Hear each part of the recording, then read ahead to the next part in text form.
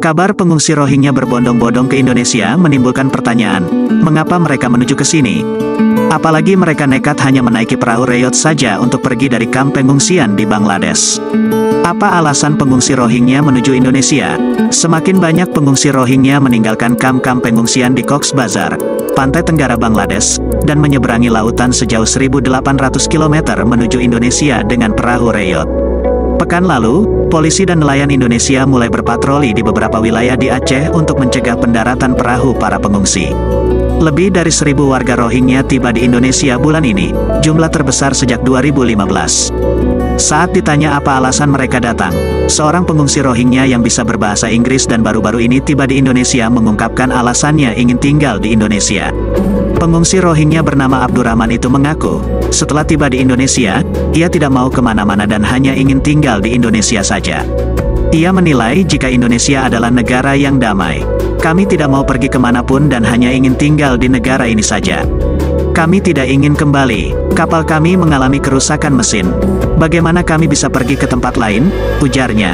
Dikutip cuplikan video akun TikTok @andi.sanjaya86, Selasa, tanggal 5 Desember tahun 2023. Kami hanya pergi ke sini, di negara ini, negara yang damai ini. Karena itu kami ke sini, imbuhnya.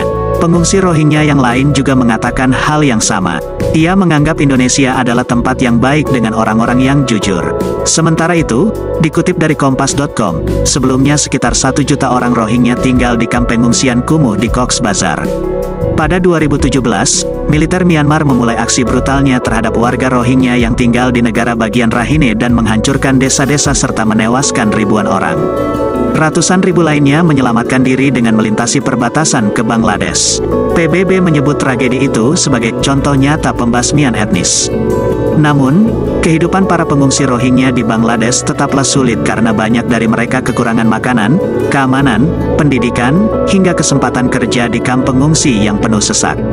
Laporan dari kelompok hak asasi manusia Human Rights Watch yang diterbitkan tahun ini mengatakan bahwa geng-geng kriminal dan afiliasi dari kelompok-kelompok bersenjata menimbulkan ketakutan menjelang malam hari di kamp-kamp pengungsi Cox's Bazar.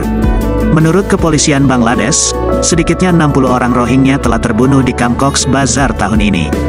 Naisan Elwin, salah satu pendiri jaringan aktivis Free Rohingya Coalition, mengatakan kepada DW bahwa banyak pengungsi Rohingya yang melarikan diri dari aksi kekerasan di kamp-kamp tersebut. Selain itu, Elwin juga mengatakan bahwa Program Pangan Dunia, WFP, telah memotong jatah makanan para pengungsi pada awal tahun ini, di mana bagi sebagian besar pengungsi Rohingya pangan merupakan sumber terakhir untuk hidup. Pengungsi Rohingya tidak diizinkan bekerja atau mendapatkan pendidikan yang layak di Bangladesh.